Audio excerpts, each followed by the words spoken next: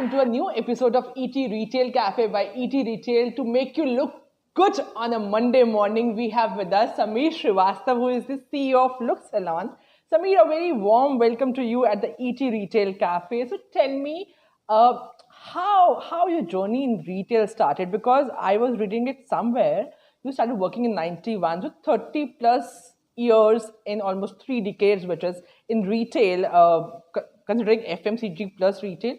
It's been a long time. I mean, you might be having lots of stories about Yeah. consumerism, as you have worked in various countries, so stories from there. I'm all ears to it, but let's understand from you how your journey in retail started. Sure. I mean, was it like forced, or you always inquisitive about it, inclined towards it? How was it? So first of all, thank you very much and welcome to Bombay. I think it's wonderful to have you here. Congratulations to you and the publication for such a lovely series that you have started. I read every one of them. In fact, I read the last one also. So I'm very happy to see this new feature doing so well. And once again, for you for being a lovely anchor. Thank you. So coming back, I think I've been, my background when I was much younger as a child, my father was in the services in the Indian Army. So I think somewhere the whole personality got shaped from there, because every 3 years we would move to a new location. And that built curiosity, that built inquisitiveness, and your ability to meet new people, make new friends in a new location. So I think those foundation years were very helpful. A bit of discipline also came in from there, perhaps over discipline, and that is the reason why I said no, I can't work in the army anymore, because not anymore, ever, because most of my family is in the army, and I am perhaps the black sheep who did not choose to work in the Indian Army. So I said I'll contribute to India in some other way. So started my career with a lovely company called Marico. I owe my professional learnings and my success to that company, to Mr. Harsh Mariwala, who's been a great a leader of the entire organization. We joined this company when this company was small, and it was just beginning to flourish and beginning to do well. One of the strongest Indian FMCG companies, withstanding competition from multinational companies. We created our own niche, and for many years we were stuck in the, we were doing very well in the FMCG business, but then we were stuck, and we were looking at new ways to grow the business. So when the whole business of beauty services was being explored, so Marico invested in 2-3 different formats. One of them was a brand called Kaya, which is a very vibrant brand today. One of them was a B2B brand, which unfortunately did not take off because it was ahead of its time, premium Ayurveda products. And something else was thought of. So out of the 3 formats which got in the innovation pipeline, one came out successfully, which was Kaya. So Kaya was set up. We were all FMCG people. We didn't know anything about beauty services. So we were sent to Dubai to learn, because Dubai was retail. You had supermarkets, you had big shops, you had beauty retail, etc. Then very small then, but then it is India में तो कुछ नहीं था, वहाँ पे तो सब कुछ था. So we learned from there, and then I was given the opportunity to be a part of the Kaya team. So that was my first entry into beauty services. And Kaya, like all of us know, it's a clinic, so it's a retail format and services format. So that was when I really got into services of a beauty category. And it enticed you so much that you stayed here. Enticed me so much. I can go on record and say that I've turned down many jobs to lead different companies, not in the beauty space, but I said, I want to be in this space, and God has been kind. Professional careers has been shaped up very well, and India, the timing couldn't have been better for me to be in beauty retail. So tell me, you have seen the consumers changing from past 3 decades almost. So when I want to understand, how was this consumer behavior when you started your career as compared to now? How has it changed? Oh, I think tremendously. And I'll not tell you I'll break it into, what I've seen from a matured consumer and from a younger consumer. I think suddenly in the last 12, 13, 14 years, India has really started booming as far as beauty business is concerned. India was also traditional beauty. We all know that. What our mother did, what our grandmother did, what we as. But the modern beauty habits really took off when India started traveling. And, markets like Singapore and Dubai were close by markets to go to. Yeah. And you had when women went out on holidays with the families, a lot of shopping was being done as far as beauty is concerned. People were still not going to salons internationally, Indians. Indian for me. But I think the whole saloon, it used to be a beauty parlor or a saloon. From there, about 14, 15 years ago, there were a large number of companies who came into India and they started tapping the salon market. One of them, the largest company, without taking any name, but I'd like to acknowledge is L'Oreal. I think they were the pioneers to build this salon business, and we were fortunate enough to work with them. And they really brought in the European expertise of salons into India. They got into professional products. They started teaching hair color. They started teaching hair treatments.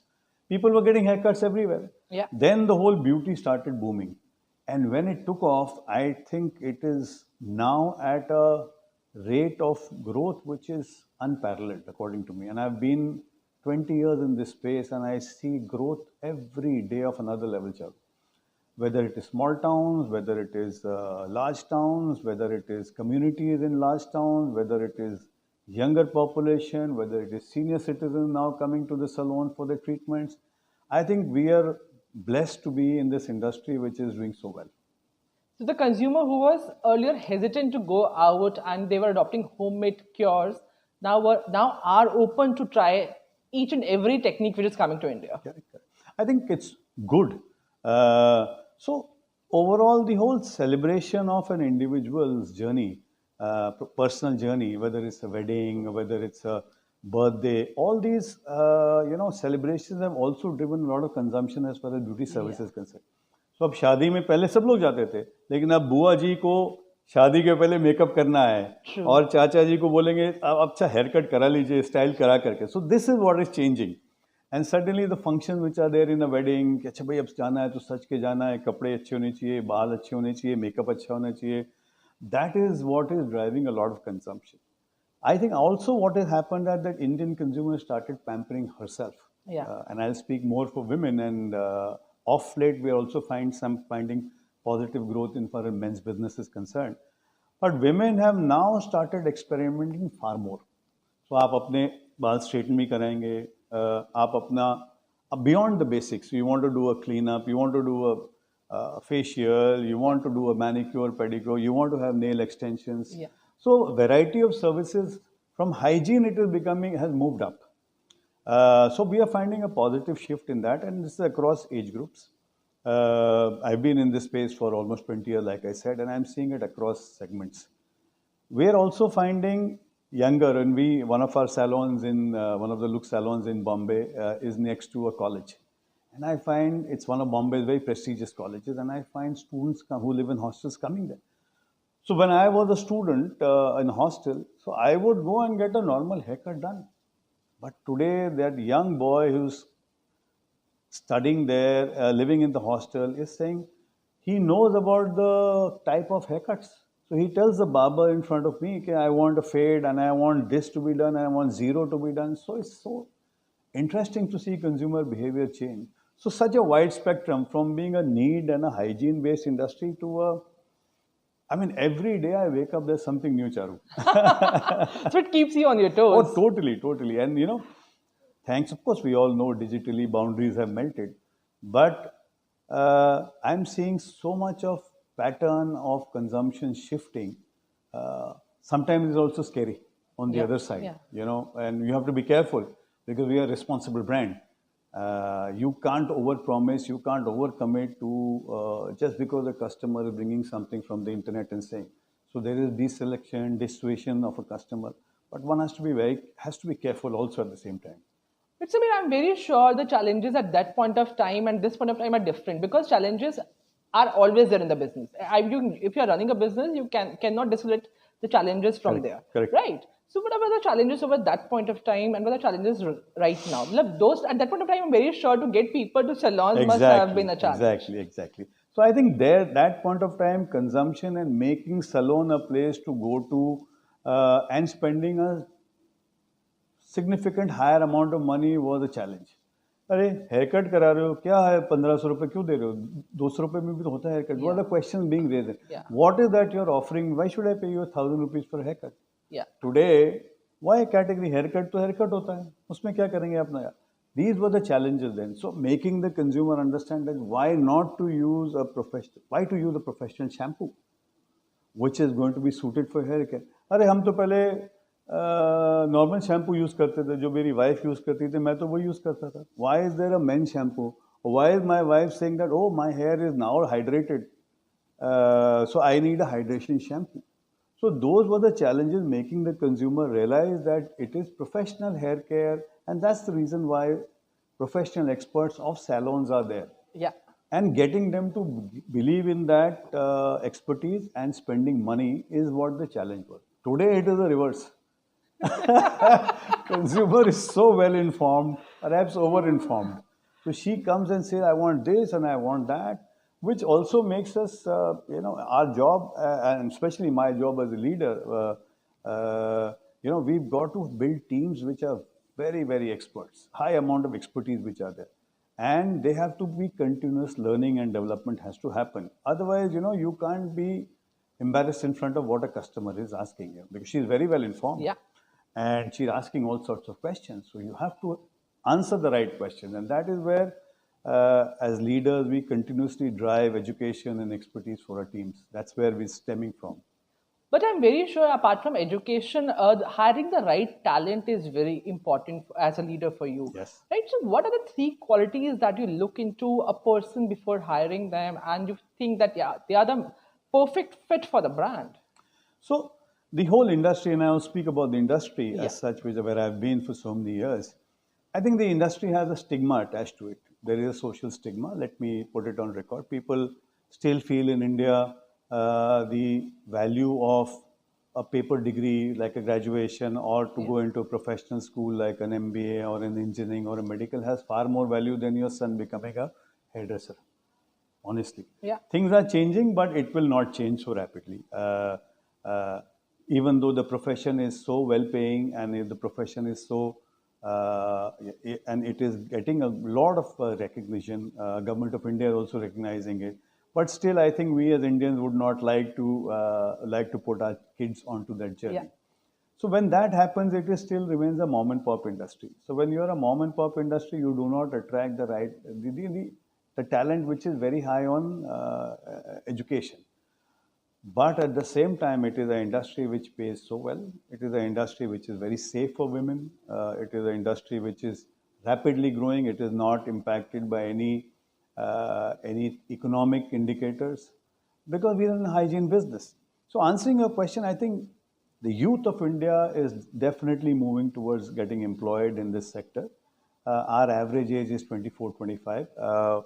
I do not take, and I also have a very strong young trainee scheme, but we like to take people with at least 3-4 years of experience because the brand that I'm working for, the brand that I'm leading, promises a certain level of expertise.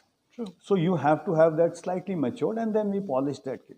So what do we look for? We look for definitely a personality because that's very important because when somebody walks into a salon, they must find a person with a pleasing personality.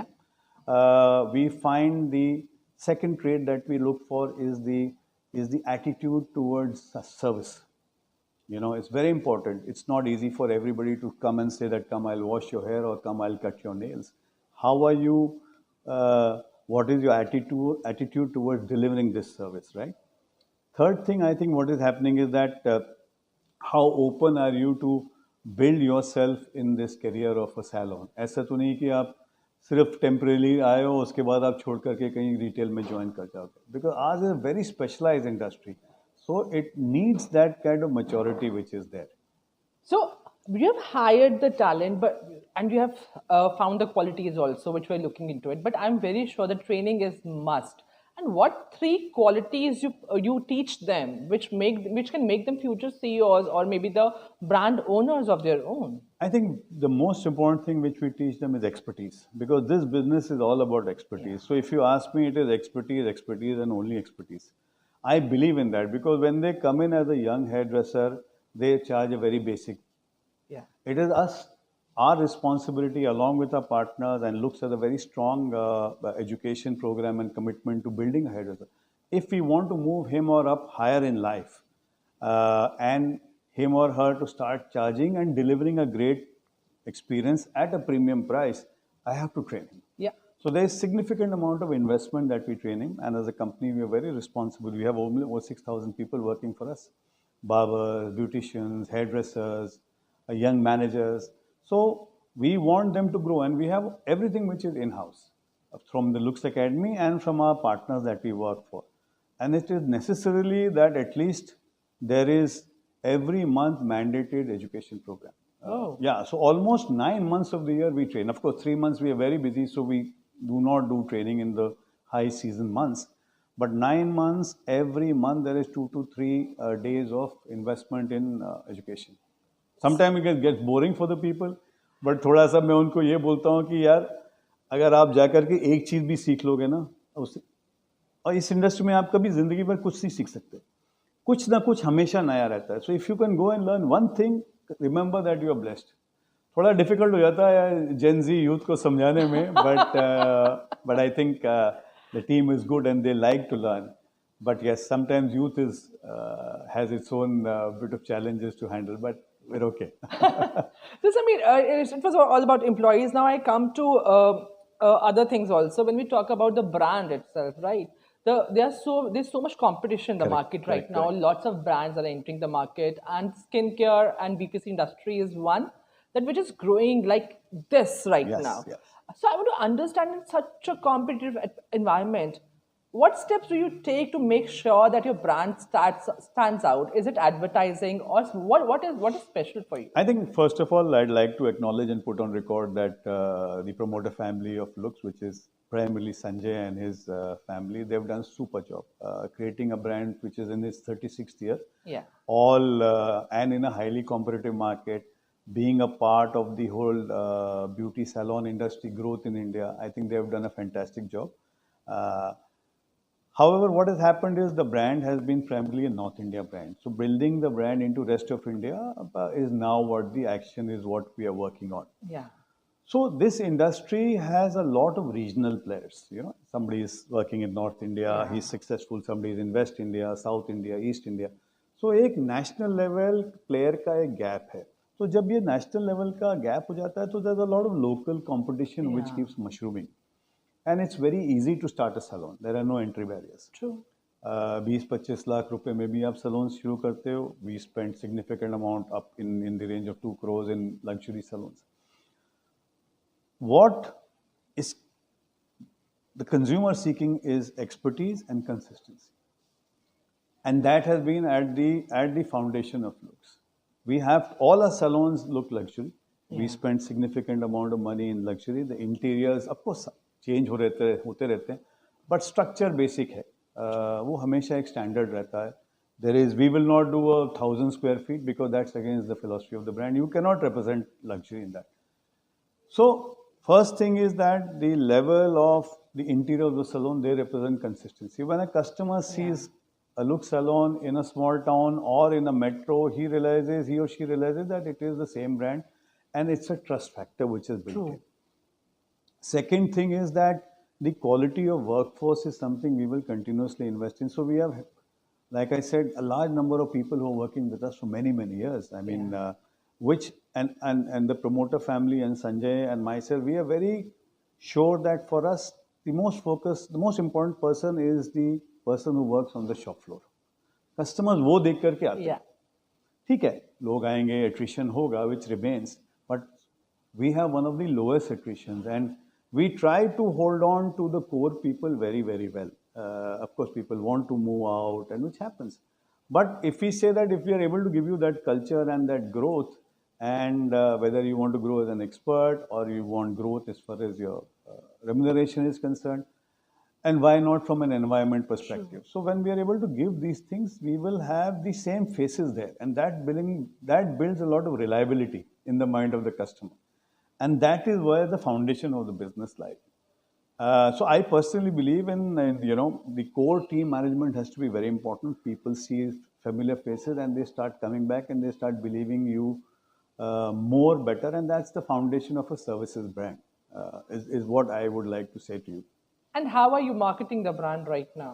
I think marketing, everybody knows that the new age digital marketing is important. But if you ask me, my personal belief is hyperlocal, and I believe and I thoroughly love that and I thoroughly enjoy doing it. For me, you live where you live, the societies that you live in, or the colony that you live in, or your friend circle are my audience. I would rather have you come in to me once in a month if you're a male, or twice a month if you're a female. That to me, and if I believe in, and if I focus on getting you back into my business, that can only happen through hyperlocal. I think today consumer is changed in the last 4-5 years that we've seen, especially after COVID. Yeah. Everything is becoming, hub and community driven. Yeah. So when there are great restaurants in the community, there is great shopping in the communities, online, offline, dono cheez available hai. Salon also you want in your community where you step out. Yeah. So I am a very strong believer in hyperlocal, and I believe that through hyperlocal communities can be tapped. So while you will do your, we are not an industry which can go on national television. Yes, we will do social and those are necessary. But I think hyperlocal and getting Charu to come back to my salon 10 times a year is what I want. And that can only happen when I do community. So personalization for the consumers matters. Tremendous. I need to know your favorite coffee, okay, with or without milk.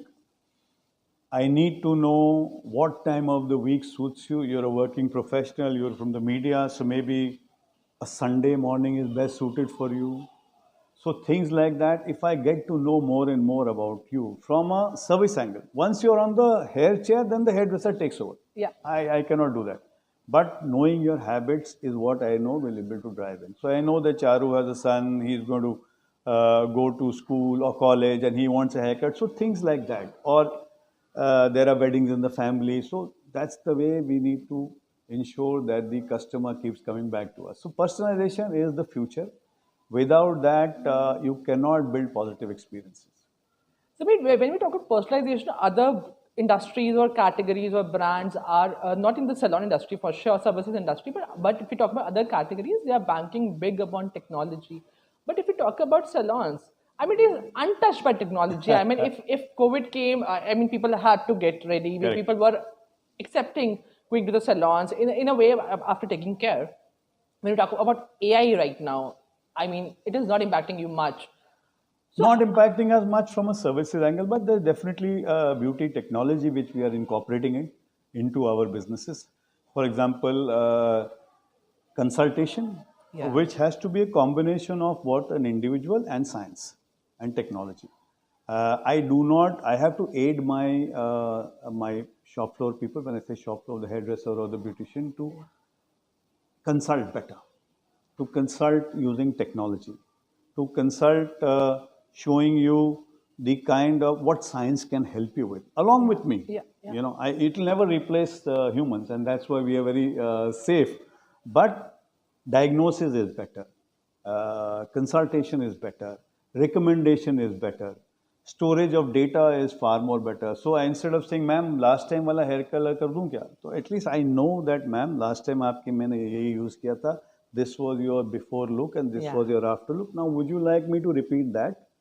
Or do you want me to give you a new look? If you want me to give you a new look, तो ma'am ये लीजिए, हमने technology से इस तरीके से आपको 3-4 नए looks दे सकते हैं. True. See, that's where technology comes into play. So I have to use it. But in the end, haircut तो मुझे ही करना है, या hair color तो उसको ही करना है.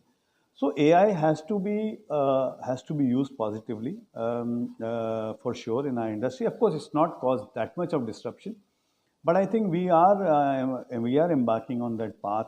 Smart mirrors. If you go to some of our Delhi salons, they are We're now piloting few smart mirrors where you can choose haircuts and hair colors before the actual self-service. Oh, nice. Yeah.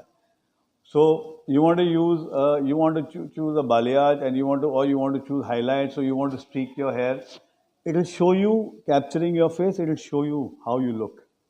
That's If you are comfortable, then the hairdresser says, "Ma'am, are you sure?" And then he or she will get into the task. So this is the way technology will change. I think we're also supporting a lot of young beauty tech startups. There are 3-4 companies that looks as a one of the largest player in Indian markets is investing in, and we are learning from these young people who come out from engineering schools and technology backgrounds. I think 3 companies we work very closely with, and we are also mentoring their success into the beauty industry. So we also give them a platform as young startups. We also give them a platform to ride upon the network that Looks has created. So yes, technology is definitely there, and it will stay. But finally, haircut to hairdresser को ही करना पड़ेगा ना. So you are very sure that AI is not going to take your job that way? No, I'm very safe.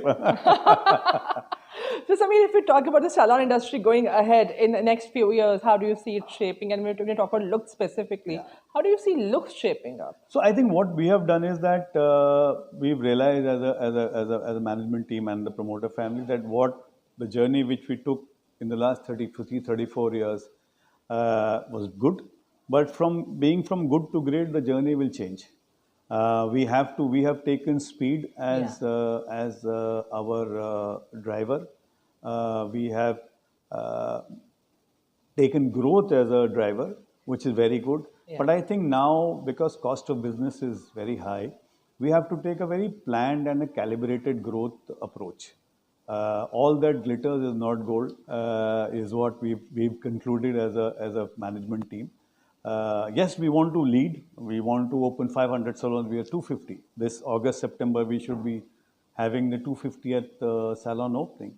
And as a brand, we are vibrant. We want to reach 500 because India is a very large opportunity. Yeah. For looks also, rest of India is very large. Out of the 250 salons, about 140, 150 are in North India, which tells you that rest of India, the 3 regions are very underpenetrated. So the reason why I'm based in Bombay is trying to build newer geographies, bringing a little method to the madness, as they say.